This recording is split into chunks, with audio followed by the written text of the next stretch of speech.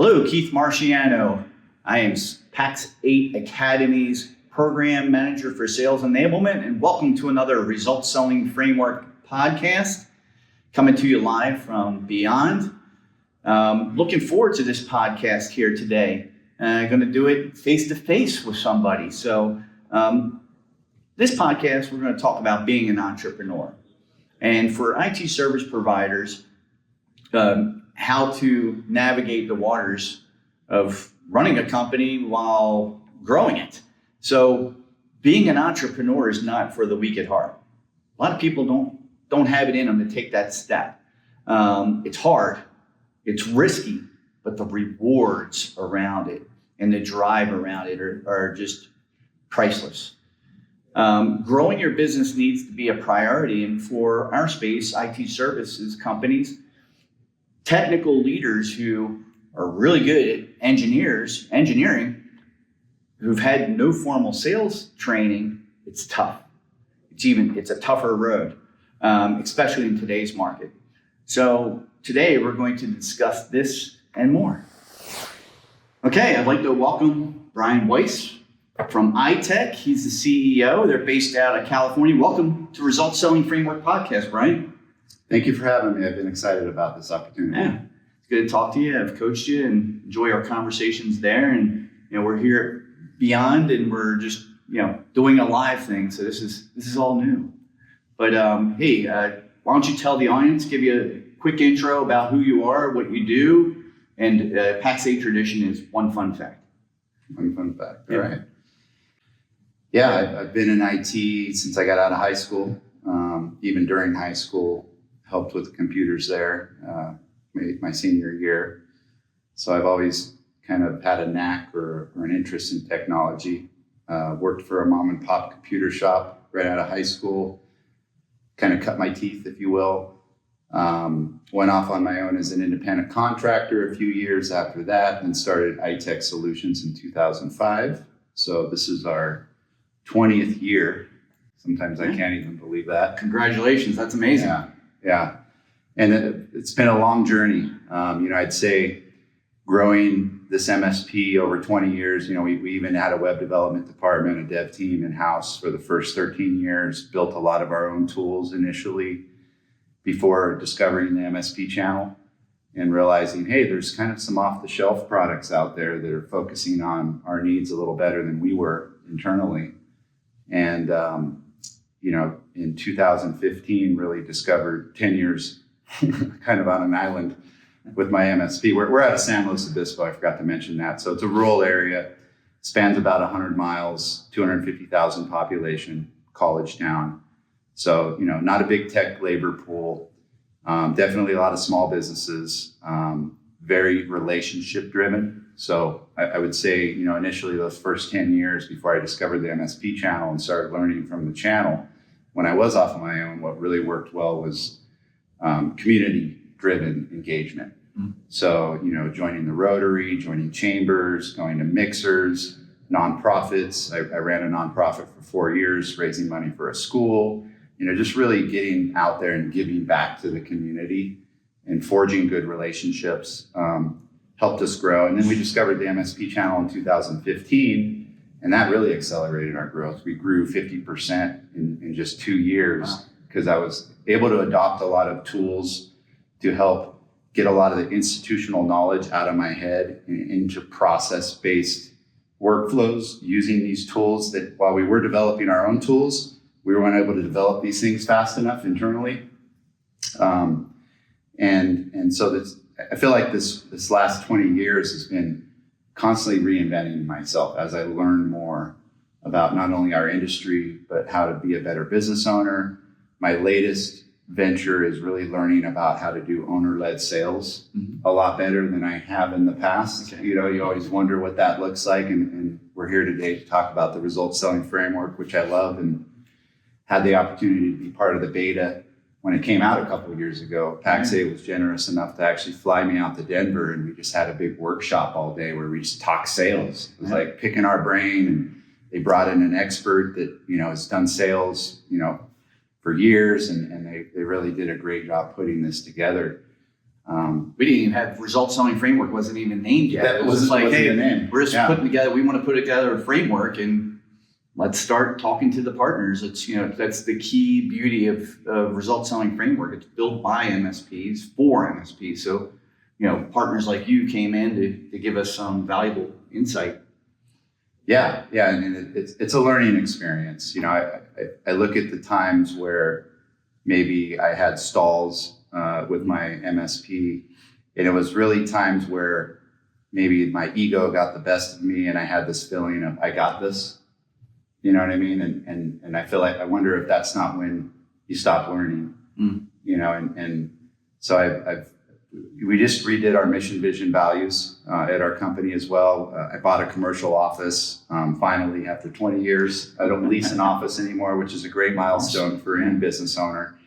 And COVID really hurt us, hurt our culture because we had that in-office culture that went remote. The Great Recession was another thing that hurt us. It's kind of a term where, people thought the grass was greener. They got a taste of this remote work life. People were more accepting of remote work. So it was like, hey, maybe I'll work somewhere else. And I actually lost half of our team at one point. Yeah. And then I had to hire fast and didn't necessarily fire or I hired fast and I fired slow. Yeah, that's what I was trying to do. Did the wrong way. I did the wrong way. That way. So it's a learning experience, but now that we have our mission, vision, values, our 3 core values are, stoicism is one of them. That really has helped me in my personal life too. At a high level, it's focus on the things you can control. Yeah, go into that more. I was going to ask one of the questions I had for you is like, what's the tech stoic?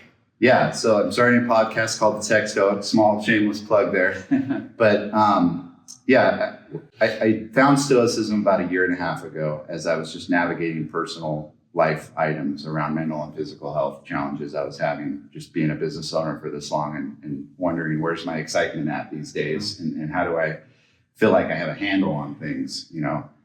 I think that's important for people to establish and high level. I'm doing podcasts on it, so we're going to talk about a lot more, but high level, it's really, getting us to focus on what we can control, what's right in front of us, be more present, and don't get distracted by the things we can't control that ultimately cause us to lose focus on the things we can control. Right. Yep. And so what's right in front of me today? What are the challenges I'm facing? More importantly, as a value for our MSP, what are the challenges our clients are facing? Our team loves us now. We get together in meetings and there's something going on with the client. And I love that I see my team literally saying this in the meeting. Okay, well, what can we control, right, about the situation? Let's focus on that, right? I almost wonder if it relates kind of to the 80-20 rule too, right? We're never going to get perfect. Typically, the 20% is always the things that are wild variables or things that might even be outside your control. Yep. How do we just focus on like the core of what can we do with what's right in front of us right now? That's fantastic that the team's involved in that and start to think kind of like yourself, put yourself in the shoes of the buyer, and then saying, hey, what can we impact here? Yeah, and the clients relate to it well too, because we literally, clients tend to freak out a little bit more about their technology than we do because we live and breathe it, and they're like, the house is on fire, right? And when you're coming to them with that calm and composed, rational, well, here's what we can control about the situation.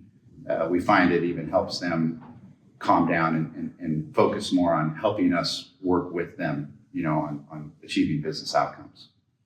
Yeah, fantastic. Let me go to one thing that you mentioned, 20 years. It's, again, congratulations. That's amazing. I did the intro before you got here, which is, being an entrepreneur, it's risk. You have to eventually take that step, right? Hey, I'm going to start a business. And there's a lot of fear about doing that. And there's a lot of risk to it, but then the reward itself internally from the executives I've talked to that have started businesses is priceless. You and I mentioned that early on you had some business development kind of commissioned salespeople, but most of your 20 years it's been you growing and selling the business. So take me through that, like from having commission-based salespeople to just really focusing on the owner-led sales journey? Yeah. So, and out of the gate, we had a web department, as I mentioned too. So these commission salespeople were really just kind of like, I wonder if we didn't give them much guidance now when I look back, but it's like, just bring us leads, right, that we can meet with. That'd be a different podcast. But yeah. Yeah. And whether it's a website or it's IT, and typically if we got someone where we did their website, it would cross over to IT, or we got someone we did IT, it would cross over to website eventually. So they did work better back in those days. But they were, they weren't connected with our, I look back now to what I know now. They weren't really connected with our mission, vision, and values. And they were strictly driven by revenue. And so I wonder if we were missing out on opportunities relying solely on them. And, I was still, very involved in the community and clearly outselling them as well myself. And so that was apparent. It kind of fizzled out on its own. Any type of commission-based salesperson, if they're not able to meet their own revenue goals, eventually they become uninterested in continuing to look for leads for you, right? Because they're not getting paid for their time unless they bring a lead. Yep. So I'd say it lasted about a year and a half, and then I think then what I realized is that no one sells better than the owner anyway. Yep. I don't even think I understood what owner-led sales was back then, but that was just my gut feeling.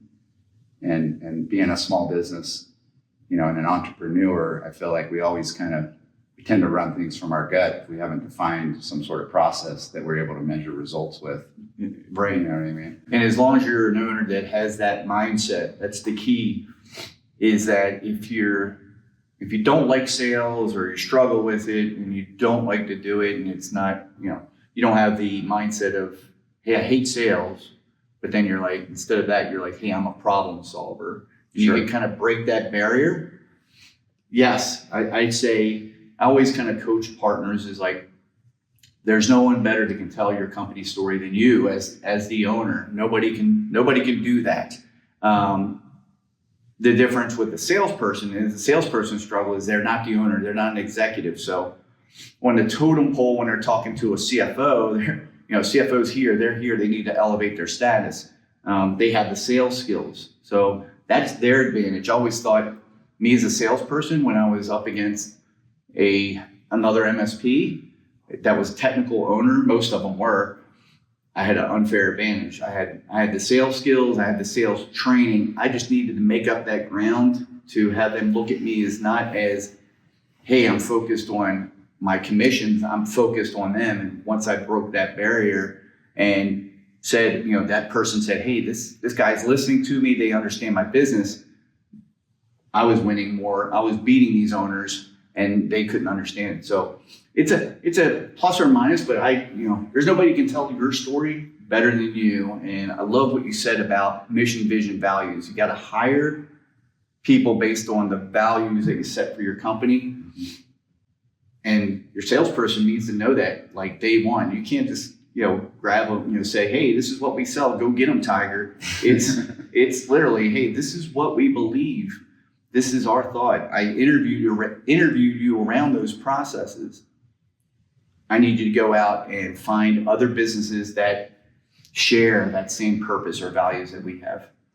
You said something that I think is great to call out too, because I see it even now as I'm stepping more back into the sales role. I was focusing on our co-managed clients so much. I was kind of stepping away from our small business clients and really depending on our account manager, our previous one, for a while to maintain and nurture those relationships, even from a sales perspective. And there's something to be said about CEO to CEO conversation, right? Like now that I'm meeting more often with our clients strategy wise, there's just like a different level of respect that they give you that I could see if you're just a salesperson who's not also a CEO of a company, that being a challenge, but it's overcomable. Oh yeah. Right? Yeah. Man, good stuff. So from a standpoint of you kind of going into kind of saying, hey, this didn't work, I'm going to go ahead and drive the new business for the company, for iTech. What are some of your business biggest challenges in selling, failures along the way, and successes? Like, talk to me about that journey that you've had and what you've learned along this 20-year path. Yeah, I'm an engineer at heart. I am a problem solver, but I also, I didn't give you my fun fact earlier. Oh, fun fact. Fun fact about me, I was a DJ for 8 years. Oh, here we go. And so I've done weddings, nightclubs, hosted events, and been on air radio DJ as well. And I developed, you have to develop skills. Some people are naturals, but I think when you work with people a lot, I was engaged in the community. I learned how to social network before social networking was a thing, right? And so I think, at heart, you're an engineer. And if you don't develop those social skills, it can be intimidating to do sales. Mm-hmm. So talking with people was always easy. But my crutch was I'm a technical engineer guy. So I think when I look back, a lot of times I would be so passionate about the technical side of things that I would lose sight of really focusing on the client's needs from a high level without starting to go over their head with technical speak. Oh, yes. Right.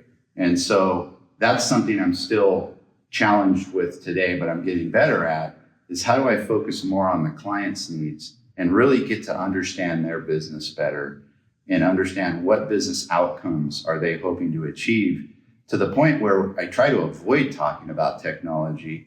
And this new approach that we're using, and I'm trying to educate our existing clients on and coming to the table with new leads on, is that we take an approach of people, process, and technology, where really, before I can even understand how to help them with technology, I need to learn as much as I can about people and process when it comes to their organization, and what does success mean for them, and where are the challenges around just people and process. Like, start there, and if I can learn everything about that, I can usually, because I'm an engineer and technically minded and putting myself in their shoes, I can pretty much call out in my head probably what their technology challenges are without even asking. And I think that brings a lot to the table too, when you can, especially we've talked about industry focused items, like, construction was a big one for you, where you knew just inherently what a lot of the challenges were in the construction industry from a technical aspect. Did you always lead with that? Maybe not, right? You start with more on the people and process, but then when you got to the technology, you're calling out these items that they immediately connect with without even having to talk about technology. Yeah, absolutely. Yeah. You look at it from a standpoint, we get focused on the technical side so much, we forget about the business side and hitting those questions. And it's every entrepreneur that's out there, three main drivers. They want to grow their business, they want to improve operational efficiency, and they want to minimize risk.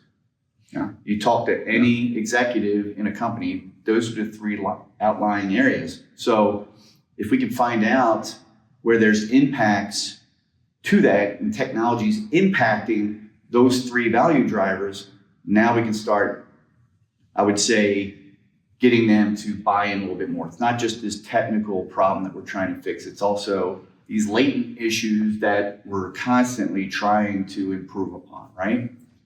Yeah, and I would say, one of the struggles I've always had too, because is celebrating the win with the client, right? If you're doing projects and you're, we can see the win technically, but are we really connecting the dots back to business outcomes we're helping them reach? And have we defined ahead of time with the client or the lead of understanding how we might even measure that, right? And telling them up front, by the way, as we implement these changes and improvements, to help you reach these business outcomes, here's how we're also going to measure results. And then are we actually going back and doing that with them and showing them, hey, have we reached these milestones and these results that we hope to meet? Because I feel like we don't celebrate enough in our industry, and we're just moving on to the next project. Right? Yeah. And I'm trying to do that more, and I find that that also really excites the client to do the next big thing.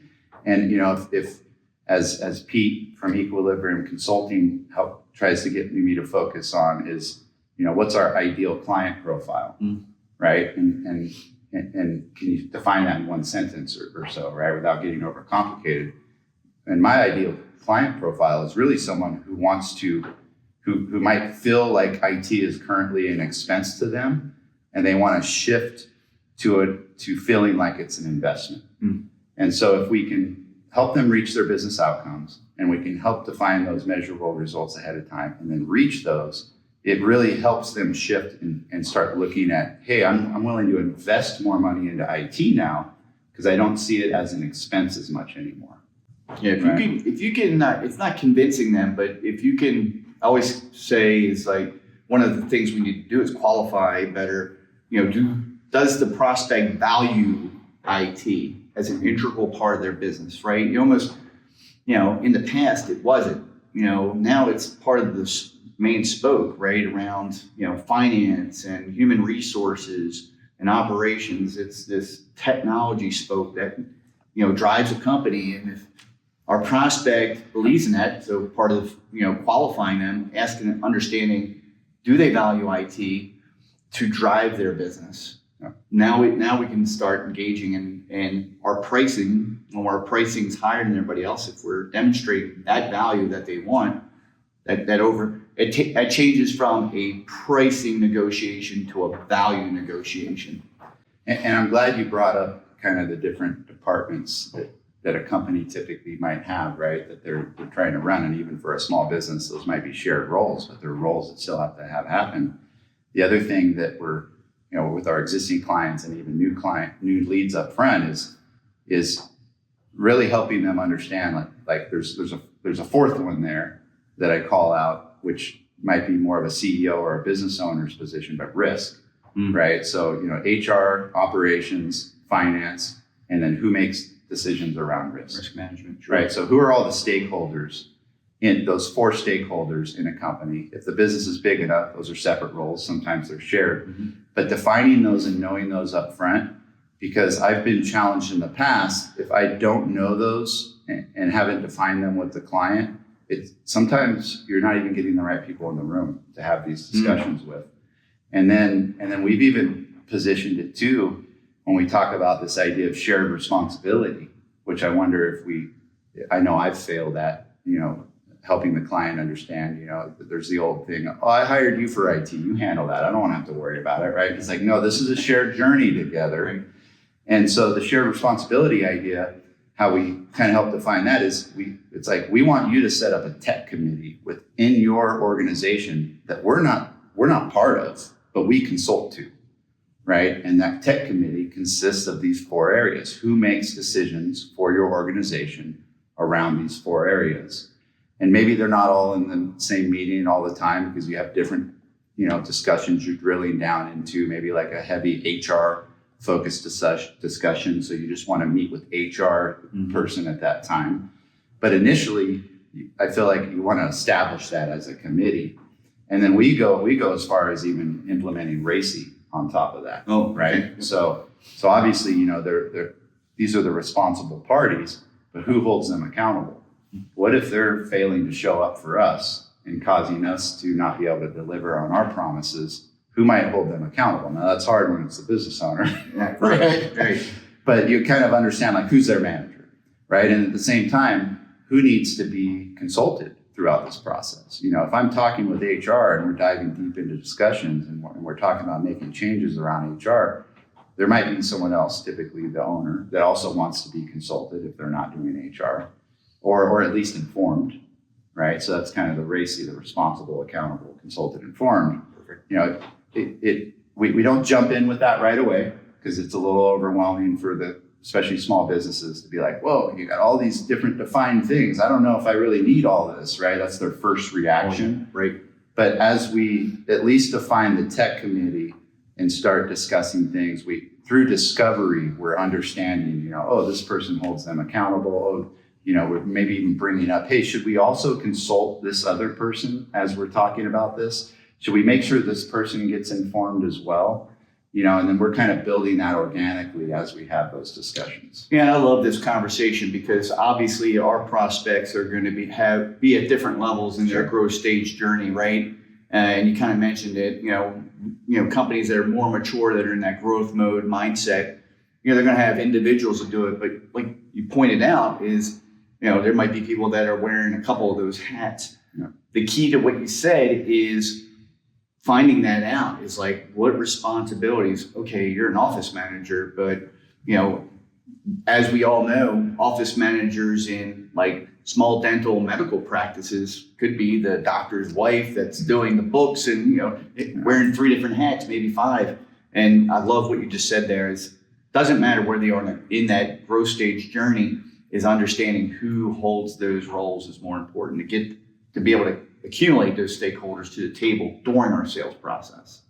Yeah, and the trickier one is risk, right? I mean, I get question marks when people look at me at when I ask that question, and the thing I roll right into is, well, who signs up for all your insurance policies, and who determines how much coverage you need, and who fills out these policies?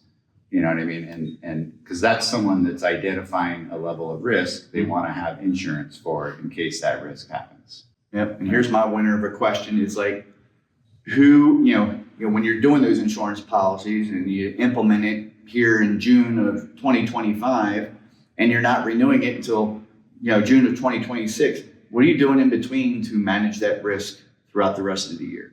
A lot of times, hey, we're all done figuring out our insurance broker here. Yeah. We got our policy, we're good to go. Yeah, I mean, I do feel like their risks shouldn't just be on one person. Mm-hmm. It needs to be understood and kind of part of the company's culture, if you will, as well. But the decision maker is what I was talking about around risk, right? Like the medical office, for example. We don't want, they need to follow HIPAA. So they need to know all the risks, the whole staff around HIPAA.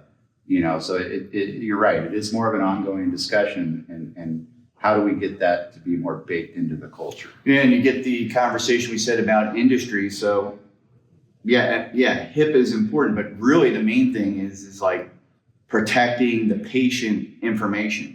Sure. And the risk to the practice is something happens where you can't see the patients. Something forces you to close for a few hours or several days. You have to cancel patient meetings. You're not able to see as many patients in a week as you'd like because there's deficiencies in the business and then it gets to that risk conversation. Yeah, this is fantastic conversation here, Brian. Yeah, telling the story, right? Being a good storyteller, I think is something I'm still working on myself, right? And like, how do I help relate that to their real life? You really kind of have to put yourself in their shoes. I'm thinking about even starting to do some tabletops with clients around incident response as well, because that's another area that, are you planning properly for that? I don't want to get too heavy into security, but that's another idea of coming to the table and making up a story. A lot of us grew up playing Dungeons and Dragons, and you're kind of doing that. You're like, all right, here's what we're going to walk through right now is a tabletop exercise. So I love that. Yeah. For all the owners out there, that's probably the biggest takeaway so far. Brian's given us a whole bunch of nuggets here, but instead of talking about your technology, talk about stories and how they relate to the person that you're talking to, why they would care about it, right? It's almost like a movie, right? The goal of a good movie is, they kind of set the premise up, but they build these character stories. Your job is your character stories are other people in their industry, and the smaller you can make that circle, the more you can be beneficial to that story in the mindset of the buyer. Good stuff. You mentioned, and I want to ask this question, kind of great segue point is, you brought it at the top, you were part of the beta group when we were, back in 2023, when we were, early stages of what's now result selling framework. And like I said, we didn't even have a name for it yet. What was eye-opening about that when you attended back in 2023, and how's result selling framework helped your business grow over the last couple of years? Yeah, so initially it got me to think about the client more as far as business outcomes they're hoping to achieve. And I wonder if before looking at things through the results selling framework lens, I was more focused on maybe technology business, only technology related business outcomes that were like me feeling like I was doing my job correctly, right? Checking all the boxes. Like cybersecurity was, it was way back in the day, it was backup, right? I was like, it was backup, antivirus, and firewall. Those are like 3 check boxes. Am I doing my job, right? And then it was like cloud. Am I doing my job on cloud? Am I helping them adopt the cloud and get out to the cloud? It was all very technology driven type mindset that I had as I was working with them on the sales front. The next thing was cybersecurity, right? And guess what we're talking about now is we're electricity. Electricity. Hey, we're used to dealing with those types of things with technology, but we're back live. Back live. We weren't moving around enough in the room, so is that what it was? I got to get more Italian so they can see motion in the room. Motion detectors went off. That's fair. We got to use hand signals. That's right. But AI is what I was saying. That's our next big thing, AI, right? But if we focus too much on the technology, or how are we connecting the dots to how we feel we're doing their job to actually to their business outcomes they're hoping to achieve, and are we missing out on opportunities to measure results around showing that we can provide more value than just the technology piece? So that's really what it was for me, is understanding like, wow, there's a lot of questions I haven't been asking my clients that I should probably be focusing on more. And it really, I've been worried as IT becomes higher demand, there's not enough of us out there. So I really look at my competitors in the space as allies, if anything. So I'm an open book. I share anything I've learned because I want us to all succeed. But I worried for my own business of becoming commoditized, right? That's a biggie. And, I've been around a while, 20 years. So, I don't want to be just a company that someone says they could look up in the yellow pages. We don't have those anymore. But that's the old, hey, I don't know if you're quite meeting my needs. Let me pull up the yellow page and see who that's like the ultimate definition of, hey, maybe you're a little too commoditized at that point. Okay. So how do I uncommoditize myself or present that we offer more value to where the client feels like it's a true partnership? And the last thing on their mind is, hey, I might need to look for another vendor around IT. And we even worried about this during COVID, right? One of the things during COVID was we knew our clients were worried about what the future looks like, given the change in the landscape. And they were identifying all their expenses and going down their vendor list and trying to figure out, well, which ones do we not actually need to survive through this? And in my mind, it's like, man, I do not want to be one of the vendors on that list that they're looking at cutting or trying to save money.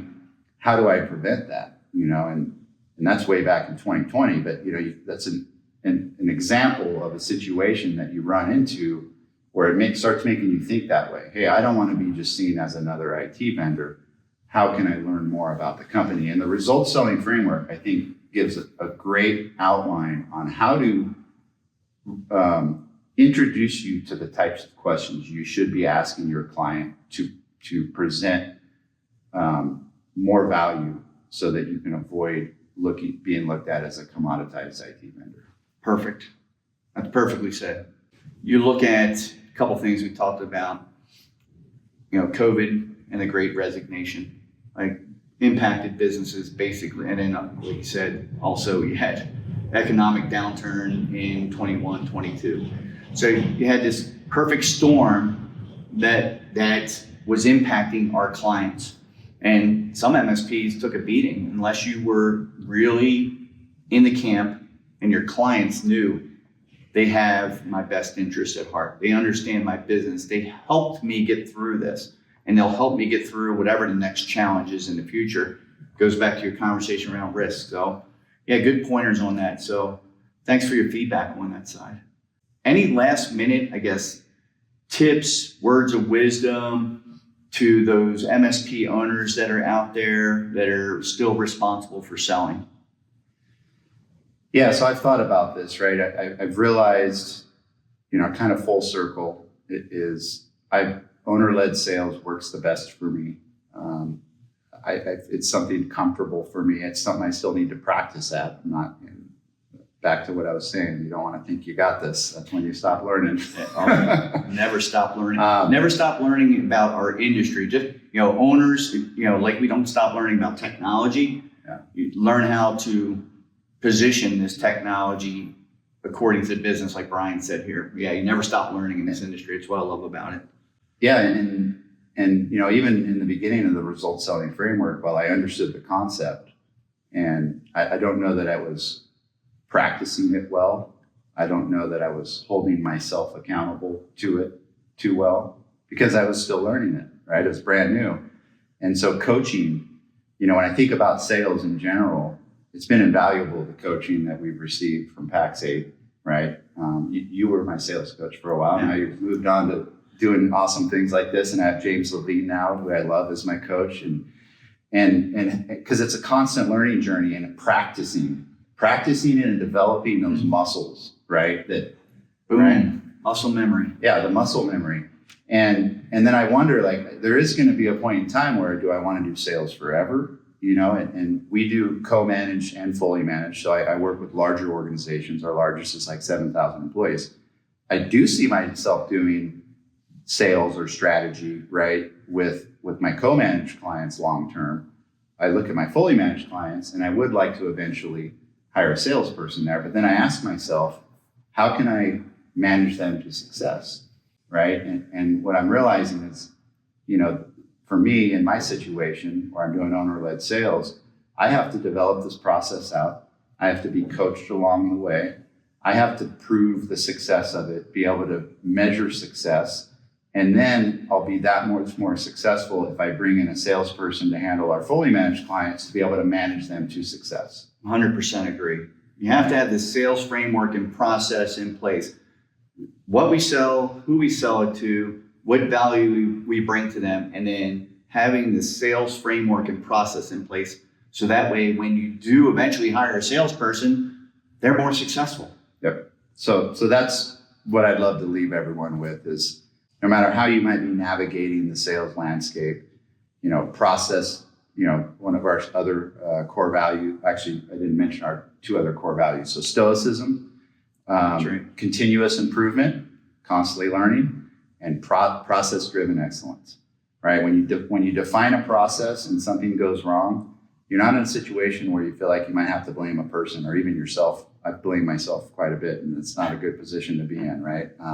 You can point to the process and be like, what do I need to learn more about this process? Or how do I need to change this process to make it work better next time? And so defining what that process looks like, or finding, if you don't have a coach like me and you're not doing owner-led sales, maybe you're bringing in a salesperson. Are they coming with a process? Because I wonder if you bring in a salesperson without some sort of process to follow or without the experience to build that process for you, might they be set up for failure? Oh, yeah, we could talk about 30, 40 minutes on that one. So just understanding there is a process to sales, and has it been defined yet? And how are you defining that? And how are you continually improving it? Right? Yeah, good stuff. Yeah. Awesome. Brian, thank you so much. It's been a pleasure having you here and joining us for this podcast, and hope you all enjoyed the show. Couple points Brian made that I want to kind of pivot on here is off of what he just said here, is for owners out there that are still leading the sales charge. We mentioned a whole bunch of different things where you need to have in place before you hire that salesperson. I want you to remember this one thing. When you do hire your first salesperson, you have now become the sales manager. Are you ready to make that person be successful? You have the things in place to help them be more successful. And then being able to, not to say go get them, Tiger, be able to go out on appointments with them, give them the training, coaching, guidance that they need to be better at selling IT services, because selling IT services is tough. So there's one. The other thing that Brian said that really kind of, pivoted my head was, he mentioned that he was, in a rural town. I don't care if you're in a rural town or you're in a city. I sold it out of Baltimore, and we called it Smaltimore. It's all about relationships. People buy from people they know, like, and trust. So if you're joining a Rotary and giving back to the community, or just being at some sort of CEO club or executive group that meets and you can talk to other executives in different space that potentially could be clients of yours or referral sources for you, get out, right? Get out in the community. There's this balance between remote, the technology we have that's amazing, but at the end of the day, people need to know who you are. So those were some great points I wanted to kind of summarize on. So again, I hope you enjoyed the show. Don't forget to subscribe on YouTube or wherever you stream podcast services. Just search for Pax8 Results Selling Framework. And if you like today's show, please share or leave a review. Thanks again for listening. Hope to see you next time.